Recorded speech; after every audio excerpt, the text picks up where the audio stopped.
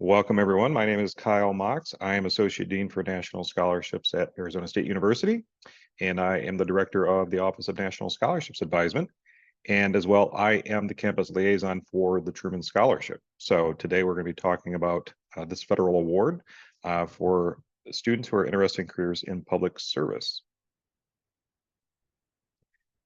That term national scholarships can be a little confusing. Everyone starts paying attention as soon as all students anyway, start paying attention when they hear that word scholarships.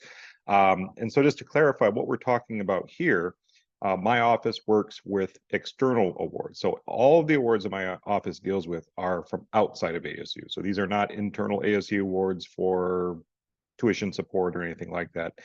These are all merit-based awards. None of them have a significant need component. Even those that do still have merit as a primary set of criteria where they are being evaluated by committees to identify applicants who best fit the criteria for the awards. They are nationwide, so that means the applicant pools are very large, and because they're very large, it also means that they're very competitive, right? Because you're not just applying against ASU students, you're applying against students like you from all of the other 2,200 or so institutions in the US. They can be for undergraduates, they can be for graduate students, even for alumni. We work with plenty of people within a couple of years after graduation.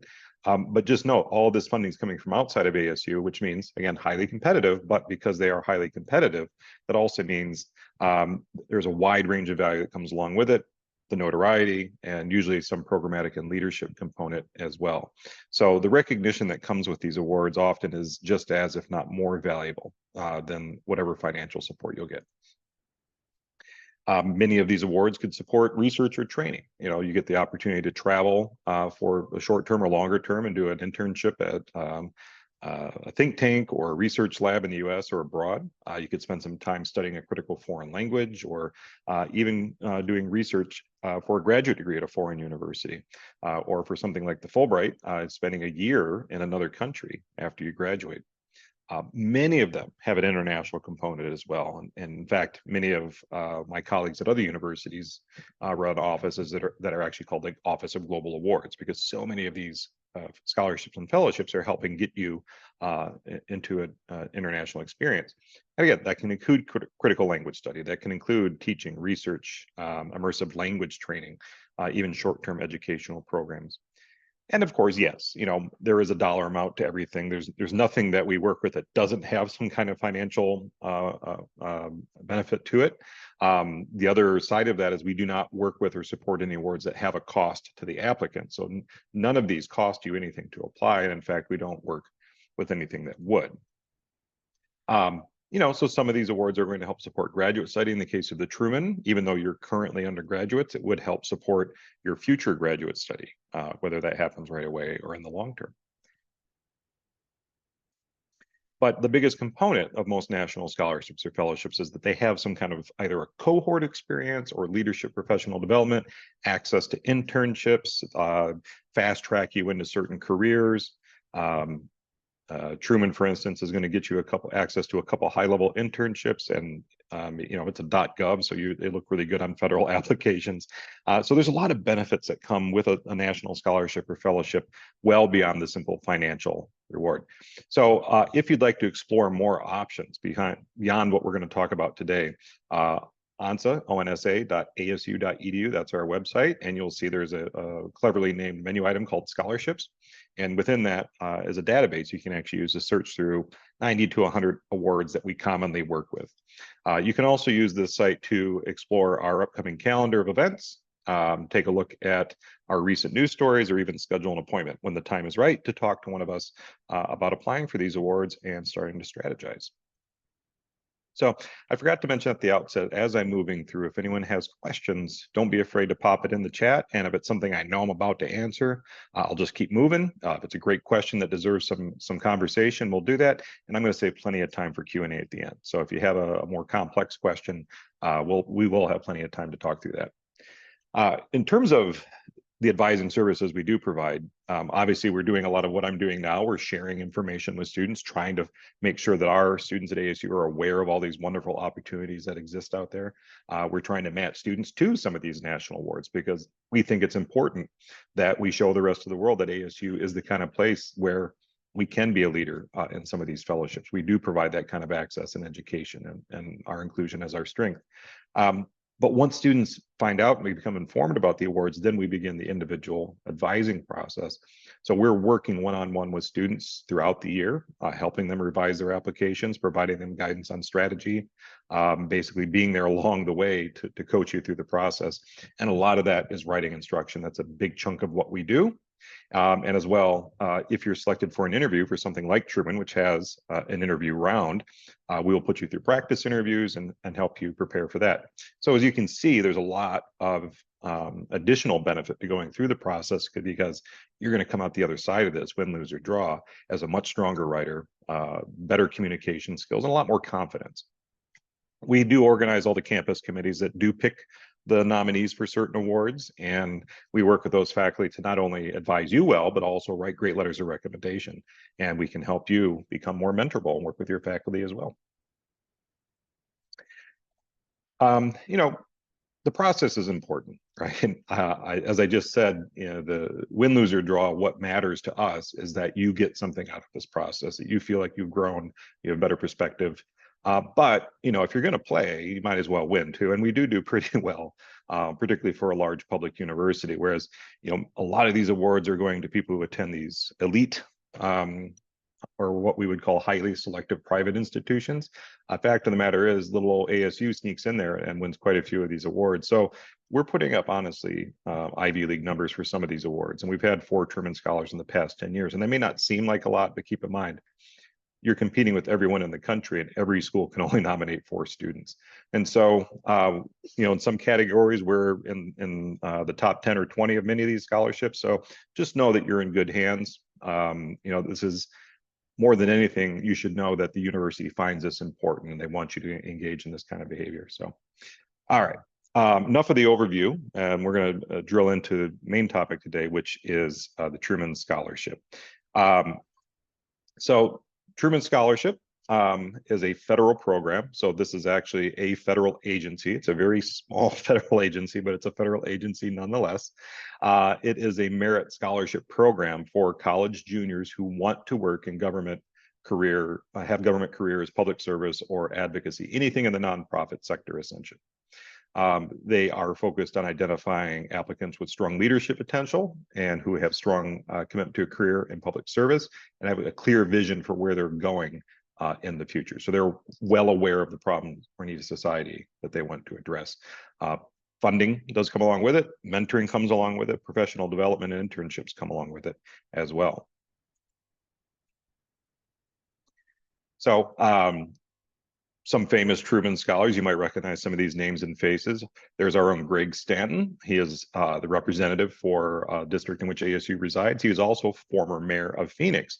He was a Truman Scholar. Michael Tubbs, one of the youngest mayors of a major city in the US, was a Truman Scholar back in 2011, actually, I want to say, same year as one of my students who won the Truman Scholarship. He's gone on to be a consultant and author and social activist. Andy Kim, representative from New Jersey.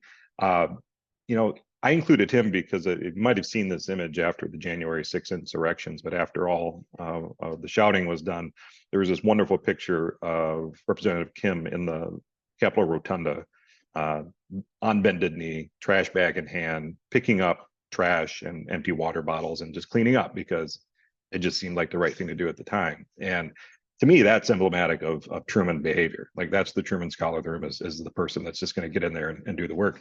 And speaking of work, you know, Stacey Abrams, you know, gubernatorial candidate for Georgia, highly active in political circles, you know, has really done a wonderful job in getting the vote out and just being a great voice. Was a successful Truman Scholar back in '94. Susan Rice, U.S. National Security Advisor.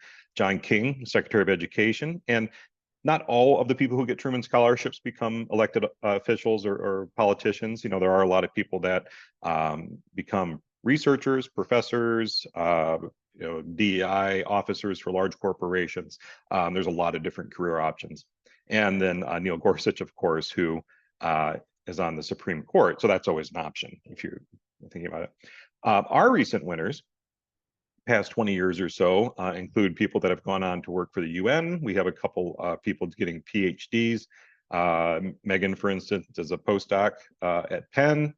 Leah Lubin is also a full-time researcher on crime at the UChicago Urban Labs. Devin Mauney just recently got promoted to Senior Advisor to General Counsel, Department of Treasury. He was previously Assistant Attorney General in California.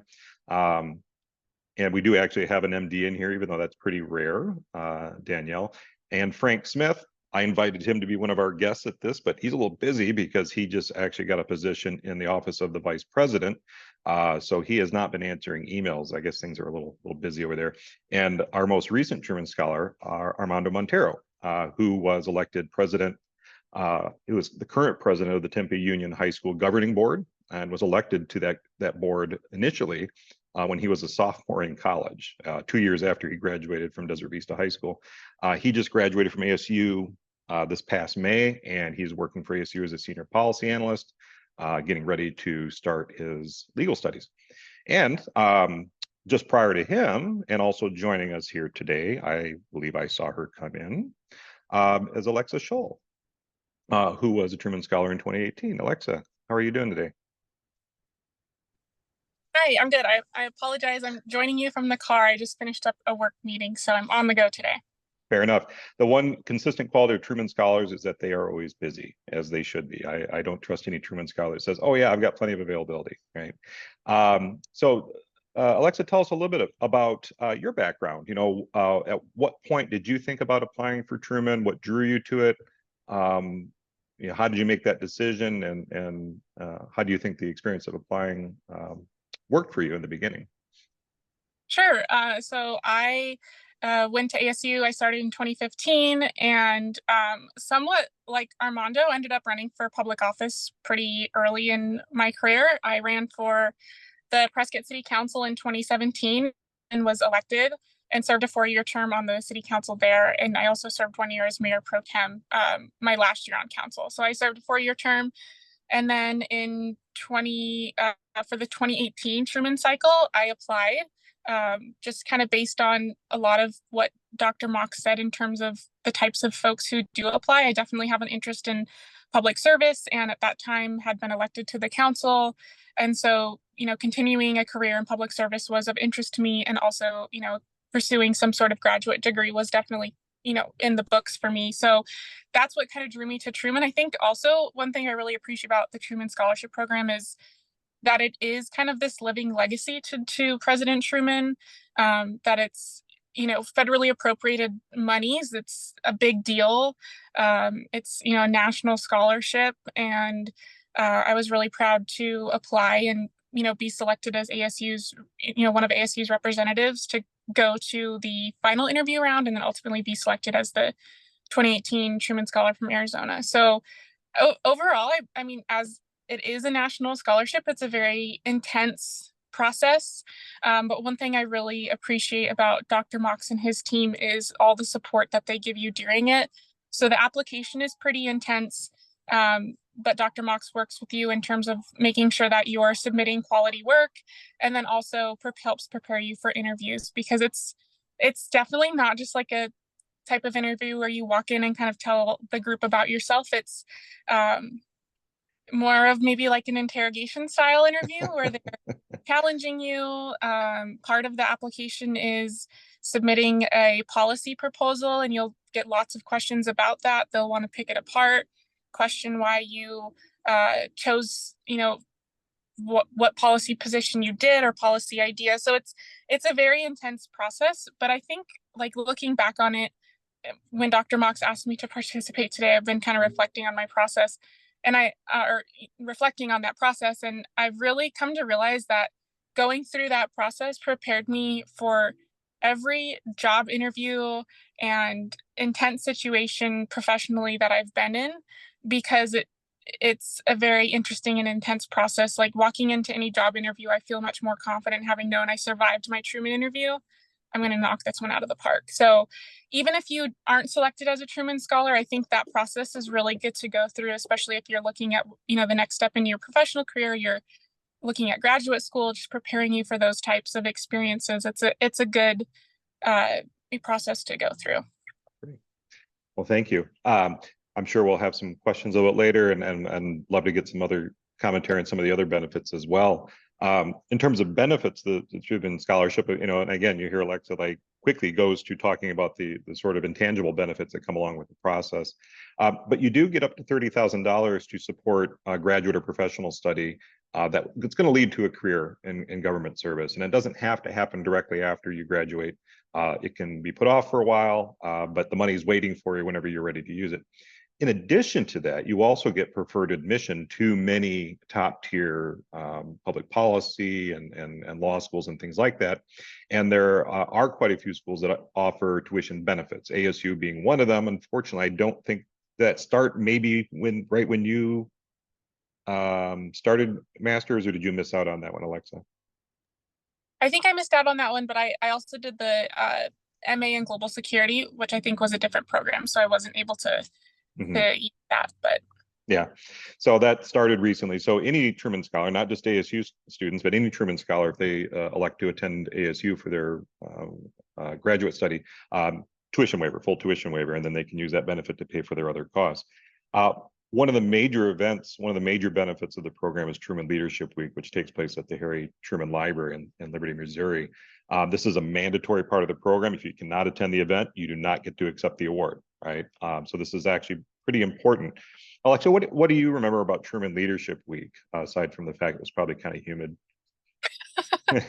Yeah, it was very humid. It's really cool because you get to visit Truman's hometown. So there's a lot of cool Truman memorabilia and history. And so that's exciting for that part. But also, you're meeting all of these people from all over the country and with very diverse interests and backgrounds, all with kind of this like same desire to serve, And so that's really cool and interesting and fun. It's like great team building. They make the whole week really interactive and engaging, and not just having fun, but also talking about policy issues, coming up with policy solutions. It's a really fun week, and it's definitely was one of the highlights of my time as a Truman Scholar. Yeah.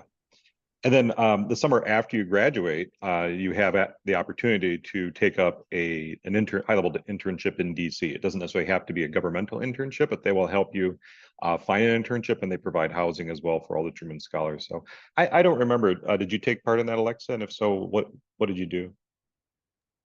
I did not, since I was in the middle of my council term. I That's right. didn't feel leave for the whole summer and remain committed to my council activities, so I did not participate in that. That's right.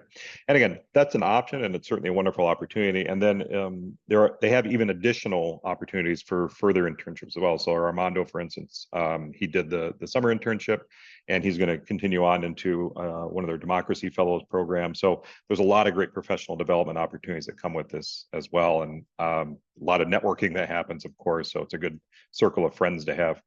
In terms of graduate school partners, you can see on that list, these are some of the best public service, public policy programs in the country. All of them provide some level of tuition benefit. Not everyone's as generous at ASU, but these are all programs that are considered to be great friends of the Truman Scholarship Program.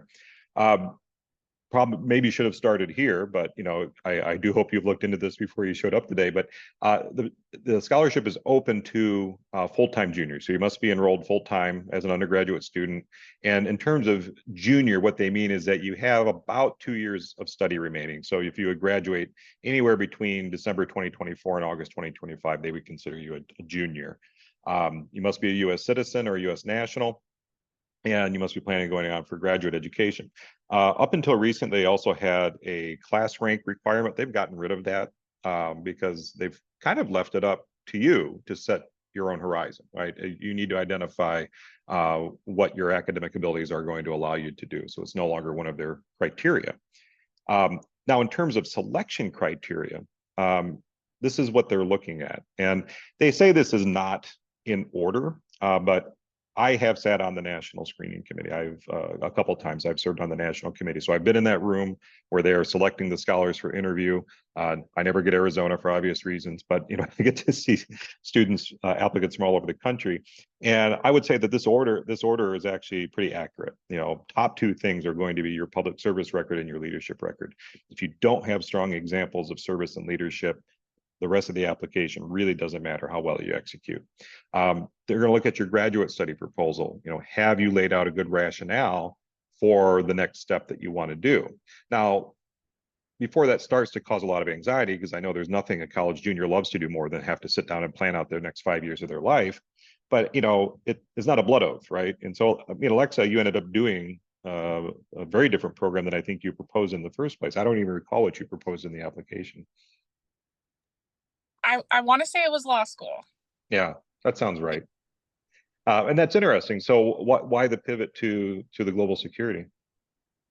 So it was a newer program at ASU, and I was at the time really interested in potentially going into the defense industry. And so the MAGS program kind of spoke to me on that level.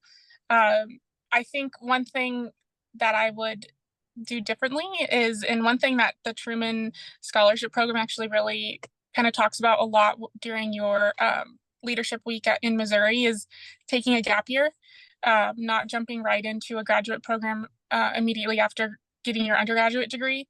And I didn't follow that advice. I jumped right into a graduate program, and I think I probably would have done that differently, just because it gives you a little bit more time to really figure out what exactly you want to do, and if that program is going to help you get there. Mm-hmm. So that's just kind of my 2 cents about that. Yeah. And so, the way I talk to applicants about it is like, in this application, you're describing, this is one multiverse version of your life, right? This is one potential pathway.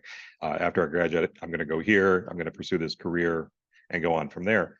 As Alexa mentioned, one big part of it, of the application, is a policy proposal. And so that's one big part of the evaluation criteria, and not necessarily have you propose a solution to a problem that no other person has ever thought of. It's really more about your critical writing and your analytical abilities. Can you see through all of the mess to write a great proposal? And there's a lot of great ways to do this. And actually, I do remember this because Alexa wrote one of the most unconventional policy proposals I've read. She wrote it directly to the voters of Arizona, which typically, people are writing to a specific department head or agency head or head of state or something like that. So there's a lot of leeway. The point is, you want to make it as closely aligned to your interest and your background as possible. So overall quality of presentation and writing, and you see academic records actually last on this list. And so one of the things I like about Truman is it's not like the Rhodes or an award like that, where if you don't have a 4.0, you might as well not try. Your academic record matters only as much as you make it matter. And so if you put down Harvard Law as your graduate program, you better have Harvard Law grades. Now, in terms of preferred graduate programs, there isn't a complete list of this, but obviously the majority of Truman Scholars are going for degrees in law, public policy, public affairs, international affairs, public health, right? All very government service related degrees. But there are a lot of Truman Scholars going into education or urban planning, economics, conservation. We see, especially in recent years, seeing a really strong uptick in people with concerns with conservation and sustainability. But any field that leads to a career in public service. I will say it's very difficult to sell the MBA or the medical degree, right? Even though Danielle, back on a couple screens ago, did end up getting an MD degree. It is hard to sell that, because both of those are kind of profitable careers. Both of those are largely going into private sector work. It's hard to sell yourself as a public servant. Yeah, if you wanted to be a CDC researcher, perhaps that could work, but MBA is certainly a difficult one to sell. In terms of career pathways, they're pretty open, right? They don't specify types of agencies or anything like that, but any government service of any kind, including military service, is acceptable. Elected office obviously counts. Many Truman Scholars run for office. And one of the favorite things I get every year from the Truman Foundation is a list of all the Truman Scholars that are standing for office nationwide, which is always cool to see. Nonprofit sector, NGO work, working in schools, even working in research. And what Tara Iglesias says is anything that ends at a .org, .gov, .mil, or .edu is probably fine. Alexa, I think you've hit most of the bullet points on this list since you graduated from ASU. Haven't you? Talk a little bit about your career pathways since ASU, or graduating anyway. Sure. So after my term on council, so during my time on council, I worked throughout that. So initially I was working at a law firm and then worked for a nonprofit, Big Brothers Big Sisters, for a little bit. And then I ended up helping our local school district with their COVID response. So I worked for a school district in Prescott. And then I ended up moving to Tucson, which is where I am now, and worked for a Chamber of Commerce, which qualifies as a nonprofit there. So I have actually now shifted into the private sector. I work for Cox Communications, but I have hit most of those on the list at some point since becoming a Truman. Mm-hmm. But you're still working in government affairs. Yes. Yep. So the process is pretty straightforward. And as I said, the detailed instructions are available on our website under the Apply Now tab. But I'm also going to send this document to you tomorrow morning. First step is just go to the Truman website, just walk through there, make sure that you understand exactly what the mission is, what they're looking for, what the criteria are. It's a pretty straightforward website. And if you're ready to get started, just email me, send me a copy of your resume and transcripts, and I can, from that, kind of assess, all right, is this an appropriate conversation or not, right? Because I'm not going to make you jump through hoops for a fellowship that doesn't really match your background, right? We can talk about many other programs, but we want to make sure that you're applying for the right award. Once we have that intake meeting, we'll sit there right together and open a Truman Scholarship application, and I'll walk you through it a little bit to see what's involved. And then you'll start drafting short response essays. The application for Truman's a little different than a lot of fellowships. Instead of one major personal statement like many fellowships have, it's got a series of small questions. So what do you remember about the way that Truman Scholarship is arranged? Did you find that challenging? Was it kind of unusual in that way? Do you recall?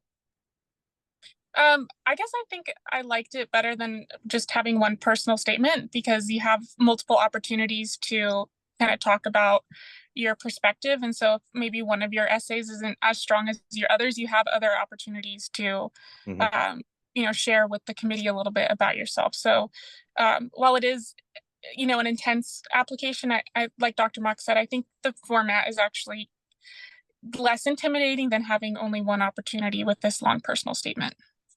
I would agree. I like the Truman application a lot because it doesn't allow you to wander off the path, right? You have to address what it is that the readers want to hear. And what I often tell people is if we took away all the prompts and just smashed all of your answers together, it would be a really great personal statement. So that's what I like about it. But it does take some strategy to figure out how to make all of these different responses play well together.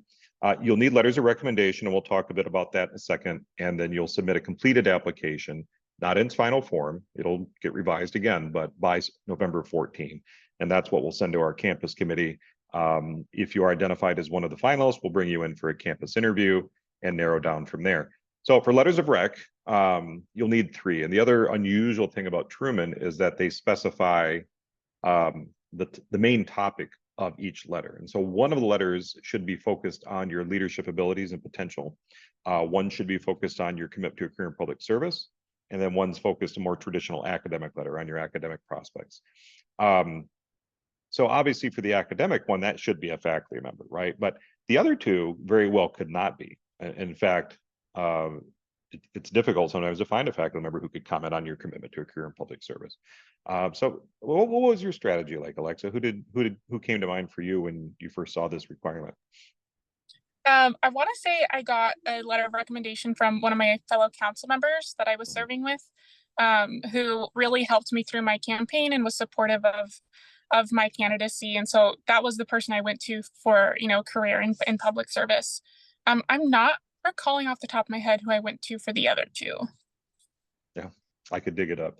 But I don't recall either. But yeah, I mean, conventionally, maybe two of the three are faculty members, maybe one of the three is faculty members, but you can think laterally about who would be good choices here. There's a wider range of possibilities than there are for many more conventionally academic scholarships. So that's one of the things that we'll talk about as well. And we'll talk to you about how to best approach them. And we even have guidance that you can provide them as well. We are allowed up to 4 nominees. A recent change to the process is that they allow 2 additional nominations if those nominees are transfer students. So if those are people that came from other universities or came from a 2-year school. And so that's intended to increase the range and inclusiveness of the Truman Scholarship Program. It's one I've really liked. We've taken advantage of it. Since this rule went into place, we did have 6 nominees last year, and 3 of them went to interview. So once nominations are decided, kind of in January, we'll do our final revisions, and then I'll write the endorsement letter on behalf of the university, and we'll submit by the first week in February. So to give you some sense of timeline, interviews happen pretty quickly after that, and if you're selected as a finalist, you'll interview in March. That's conducted on a state-by-state basis, and what they actually do is they group regions together, and so if you're from Arizona, you would be applying in Arizona and you would interview, actually here at ASU, we host those interviews. Does not give us an advantage, unfortunately, but you'll be there with people from New Mexico, Arizona, Utah, Idaho. I think that's it. But that region. So you're not competing directly with everyone in that pool, which I hope takes some of the pressure off, but it's usually a pretty cool event because obviously anyone who's interviewing for a Truman Scholarship is probably a pretty interesting person. Do you remember having to hang out all day with the other candidates? Because you can't just show up and do your interview, like you're there all day, right?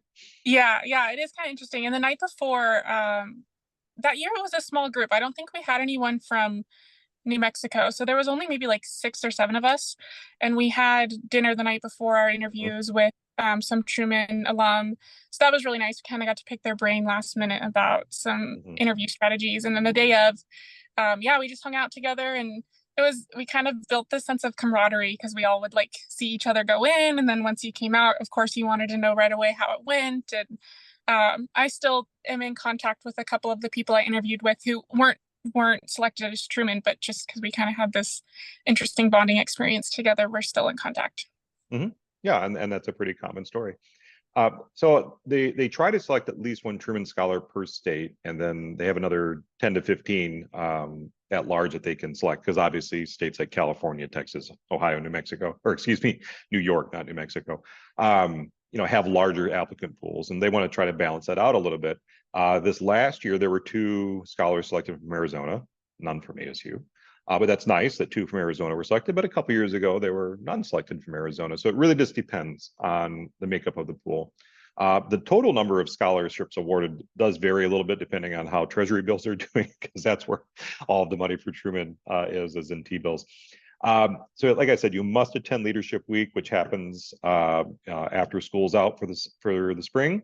You can participate in those Washington Summer Institutes after your senior year, and there's other opportunities for you to continue staying involved. So I want to be respectful of Alexa's time because she's joining us from her car. And I was going to talk about some other fellowships, but before we do that, I'd like to see if anyone had specific questions about Truman that either I or Alexa could answer for you before I change topics. Yeah, Victoria, go ahead.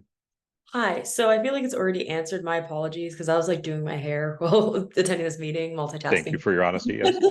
So basically it can cover law school, just Yes. some check. Okay, thank you so much. Absolutely. Mackenzie. So I understand that public service is a big part of this, and that's really something that they're looking for. So what does that look like? Because I'm not on city council or anything like that. So some other ideas of like, does serving the ASU community, or like kind of what they're looking for with public service and continuing that. Yeah, great question. And for context, being elected to city council at 20 or 21 is a bit of an outlier, right? That's not a conventional example. Having just run for office would have been sufficient to mount a Truman application, right? That would be enough. But yeah, campus service would count, of course, community, any kind of interaction at the governmental level. In recent years, particularly in the last few elections, the Truman leadership has told readers, if the applicants do not have any kind of political involvement, that would be concerning, right? Because the political game has just become too high stakes. Electoral politics is so important in the last few elections that they would like to see Truman, and even if it's just working the polls, right, or being a door knocker for one of the candidates. That's one of the things that they're really hoping to see in applicants. But Alexa, you've met several Truman scholars. Do you have any sense of what kind of wide range of service there could be? Yeah, I mean, really, if there's any sort of like public or social issue that you're really passionate about, that you're working on or volunteering your time towards, I mean, I think service looks like a lot of different things. I'd go back to that list of what qualifies as public service once you are a Truman, and see, like, are you doing anything in the nonprofit world? Are you doing anything with government or elected politics, or and it doesn't have to be like some big high stakes. I mean, like Armando is ran for school board. Are you involved in with your local schools? Or it can look different, but just make sure that what you're doing is truly public service. And then the other thing I'd say is the Truman Review Committee is really good at seeing through applicants that aren't necessarily passionate or fully committed to the public service that they've put on their application. So this is not the type of scholarship that you want to have 100 different activities or things that you've done and you put it on there. They're really looking for true passion and commitment to public service, not just resume boosters or resume fillers. So if you're worried about what your public service or what that looks like at this point, don't just jump into something so that you have something to write about or put on your resume. Really vet what you're looking at and make sure that it's something that you're passionate about and that you're going to get value out of, because then that's going to help you give yourself and your service better to that organization. Just be strategic about it. And service can look like a lot of different things, so it doesn't have to be running for office necessarily. Mm-hmm. Yeah, absolutely. A question I get a lot is especially from younger students, is what should I be doing? Should I choose this? Or I met with a first year that was asking, should I do this or should I do that? And my answer was yes. You should have a governmental internship to see what that's like. You should get involved in a research opportunity to see what that's like. You should get involved in politics to see what that's like. That's part of the benefit of being young. But ultimately, for a scholarship application, then you've got to figure out a narrative that explains, what is it about you that you found it important to engage in all these activities, and how does that lead to the goal that you've said is important to you in the end? And that's a big part of the work that we do. But yeah, thank you, Alex. That was a really good answer. Sage, you had a question. Yeah, I had a question about students who, if they do make it to the interview round and they are out-of-state students, is it like on their dime to get back to their state to do the interview panel? No. Like I said, we don't do anything that ever costs students anything. And so any costs associated with travel to your interview are either picked up or shared by the Truman. And for us, I actually maintain a budget to help students with travel. Okay, thank you. Yep. Yeah, that's a great question too. If you are you're not an Arizona resident, you have the option whether or not you apply through your permanent residence or where you attend school. Most people will apply through their state of permanent residence, because that way then you're not crowding each other out in Arizona, which is good. Cool. Any other questions about Truman specifically? And if not, I will let Alexa go find some dinner. Okay. I don't mean to speak for her, but I'm sure she would be happy to, answer any questions if you want to track her down on LinkedIn or something like that, and shoot her a message, or if you had some questions or tips about how to get elected to the city council. I'm sure the secret is a lot of work, pounding the pavement, shaking a lot of hands, talking to a lot of people, from what I understand, but hanging out in parking lots at the grocery store. Yeah, and if you guys are, thinking you're gonna apply, or you end up going and being part of the nominating committee, or you're nominated as ASU's representative, like, feel free to reach out to me. I'm happy to talk with you, to give you advice. It's a very interesting and unique process, so it's good to reach out to other Trumans to kind of help you navigate it, because it definitely is. It's an intense process, and so you'll end up on the other side of it a better person, but it can be interesting while you're doing it. So make sure to lean on Dr. Mox and his team and other Trumans, because we're happy to help you be successful. Great. Well, wonderful. Well, Alexa, thanks so much for making the time. I appreciate it. Okay. Any other I wanted to talk to you about some other awards that we see Truman's applying for, or Truman's getting before they apply for Truman, that are kind of in the same territory. But any other questions on Truman before I shift topics again? Yeah, Victoria. Sorry, I had it, but kind of lost it. Darn it. Okay, it's gone. I'll just email you. Yeah, let it marinate, see if it comes back. So, well, good. So I just want to highlight a couple. Boren is one that's a really good choice for a lot of people that are in this public service track. For people that are thinking Department of State, this is a really good option. We have a lot of students at ASU that are really interested in careers as foreign service officers, but this is a DoD funded program, and it can provide up to $25,000 to support longer term, meaning 25 weeks or longer, immersive language study of what's considered critical need languages. So anything non-Western European, any language that would be important to U.S. foreign interests. What's cool about it is that there is a federal service requirement, but if you were somebody who was already planning on a government job, this is actually a benefit because you get preferential hiring treatment, you get job placement assistant, they do, they help you with resume and things like that as well. So really cool program. A lot of our Truman applicants have also applied for Boren and vice versa. If you are interested in critical language studies, there is a Department of State program called the Critical Languages Scholarship, or CLS. We are actually just opened the advising window for that as well. That's shorter term, 8 to 10 weeks in the summer. It doesn't have a service requirement, and so you can just do this and be done. The major difference is that there's a finite list of languages that you can choose from, and you're in a group-based setting. So it's more competitive, oddly enough, even though it's shorter than the Boren. Our overall selection rate for Boren at ASU is, I just found out this week, over 50%. CLS is significantly more competitive than that, but we still do very well. It's open to all majors. Boren has no minimum level of language study. You can apply as an absolute beginner. Most of the languages are open to absolute beginners for CLS. There are a couple that do require 1 or 2 years of study. So James C. Gaither Junior Fellowship, this is with the Carnegie Endowment. So if you are kind of like in that think tank, more of a white papers policy wonk kind of public servant, this is a really great option. So we've had Truman scholars and Truman finalists apply for this as well. Essentially, it's a paid position as a junior fellow assisting one of the senior fellows at the Carnegie Endowment with their research and writing. And you can apply either the year that you're graduating or 1 year out. We have to nominate you for this one, but it's pretty narrow, so we don't usually have a ton of applicants for it, but happy to help. I've had several Gaither scholars, and it's a program I know very well.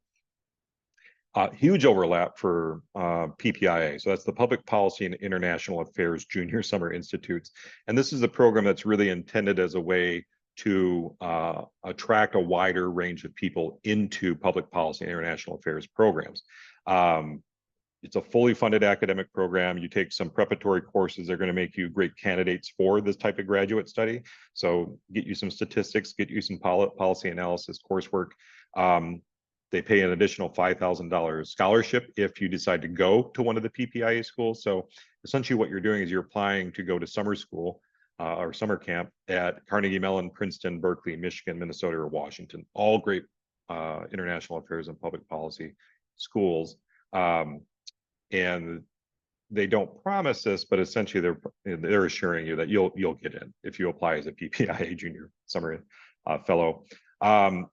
It is open for juniors, so right now you could be working on an application, so it's not unusual that a lot of our Truman applicants also apply for this. So Sammy, for instance, was a finalist last year for Truman. He did get PPIA. In fact, 2 of our finalists from last year got PPIA and spent the summer at one of these programs.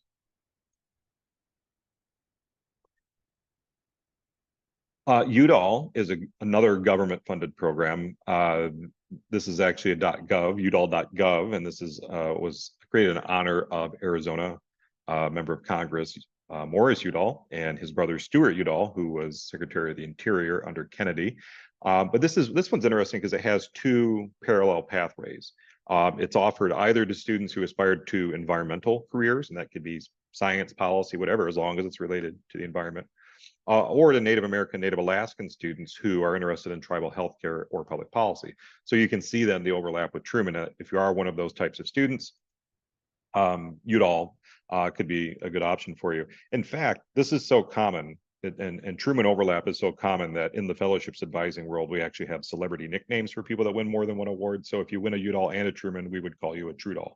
If you go on to win a Rhodes, they'd call you a Trodes, which I think doesn't roll off the tongue as nicely as Trudall. It's up to $7,000 for academic expenses, so that would help pay for your undergraduate study. It's open to second or third year students. So again, if you're a junior looking at Truman and you're working in environmental areas or tribal policy or healthcare, makes sense to totally apply for Udall as well. And so yeah, we have had overlap there. Nathaniel Ross, who was our most recent Rhodes Scholar, was a Truman finalist, but also received the Udall. Katie Paskovas, who was on the previous screen, got a Udall scholarship and ended up getting a Marshall scholarship. She didn't apply for Truman because she was an engineer. So thinking back to what I said before about Department of State careers and Foreign Service officers, if you think you would like to be a Foreign Service officer and you're excited about this pathway, you should apply for the Pickering, Rangel, or Payne. Right? There are 3 different fellowships, but essentially they have exactly the same application. They are providing a generous allowance to support graduate study in any field that would lead to a Department of State career, generally IA, policy, econ, things like that. You are guaranteed an internship with the Department of State in DC. And then once you begin your master's study, you'll get an internship at a U.S. embassy abroad. And they are guaranteeing you work as a Foreign Service officer. You bypass the Foreign Service officer exam. So this is a really cool program. We have done tremendously well in the last couple of years. So Angel was a Truman finalist and ended up getting Pickering. We've had at least 2 Pickering, Rangel, or Payne scholars every year for the last 3 years, which is pretty remarkable. Another program that's like PPIA, this one's a little newer, but the Rangel scholarship program also has just opened up a new summer enrichment program. So if you are thinking, yeah, I'm thinking about a career in international affairs, this would be a great program. And again, open to sophomores, juniors, or seniors. It's fully funded summer program, and they even give you a little extra money so you don't have to worry about income or working a job or something while you're doing this. But this is a really cool new program. And then I mentioned Jordan Harb earlier. He was a Truman finalist last year, but he went on to apply for the Congress Bundestag Youth Exchange Program for young professionals. Can't fit all of that in the slide. But this is a joint program through a program called Cultural Vistas, which is sponsored by the Department of State. And essentially, you get to spend a year or more in Germany, where you'll get German language study. You get to take some classes related to your interest at a German university, and then an internship, a professional internship in Germany. And so you don't have to speak German. It's helpful, in terms of supporting the claim that you're interested in Germany, but I'm almost positive Jordan didn't have any German language proficiency when he applied. And Killam Fellowship. This is also part of a larger ambassadorial program umbrella under the Department of State, but this one's actually offered by Canada's Fulbright Commission, and it's an educational exchange program with Canada.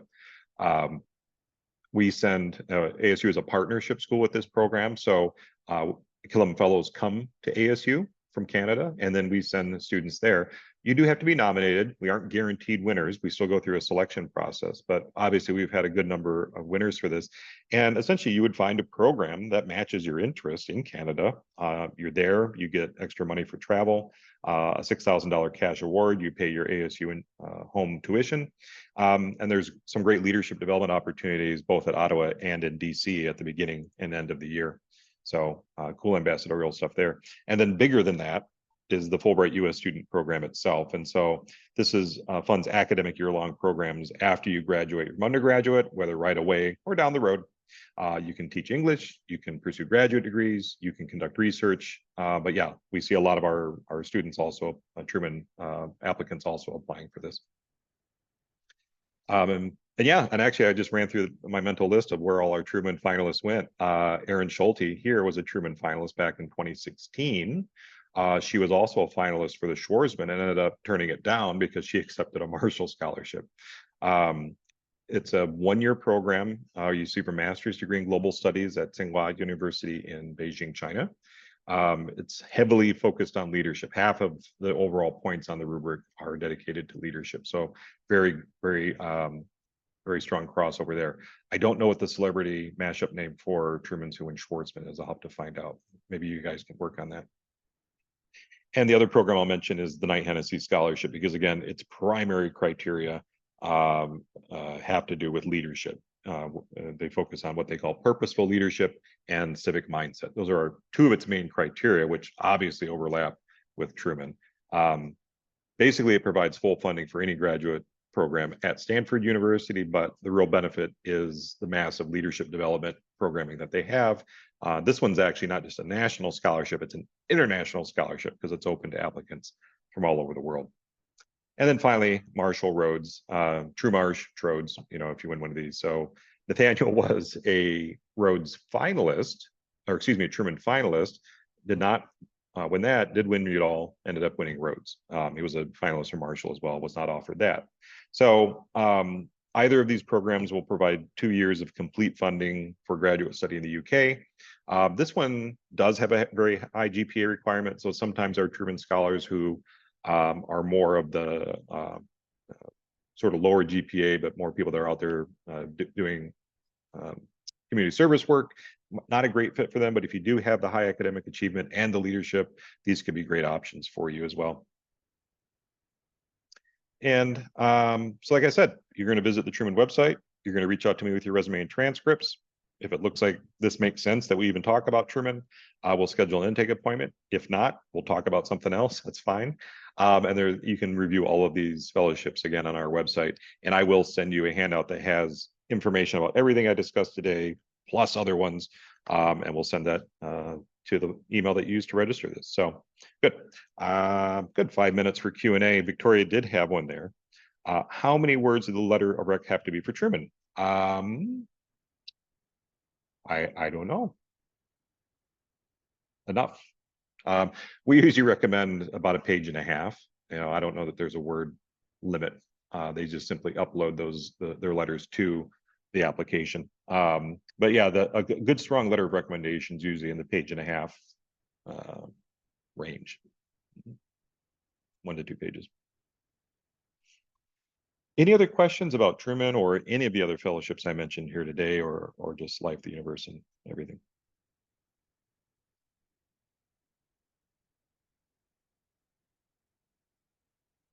We're just reeling from the overload of information. Yeah, it happens. So good. Well, if you have individual questions or a question occurs to you later, don't hesitate to reach out. If you'd like to get started on Truman, by all means, like I said, just send me a copy of your resume and your undergraduate transcripts, and we'll take it from there. If you decide that Truman's not for you, but you'd really like to look at one of these other fellowships, you know, take a look at our upcoming info sessions, or just email me and ask, you know, what are my first steps to applying for CLS, and I can direct you. Right? So, well, good. Last call for any other questions.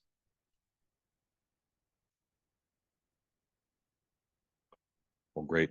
Well, thank you all for making the time. I appreciate it. You know, I know there's a whole lot of stuff going on, and it's hard for you to decide where to spend your time, but I'm glad you decided to spend it with us. And I hope to hear from you, right? This is one of my favorite programs, and I love working with Truman applicants. So have a great rest of your week, everyone. Thanks for making the time.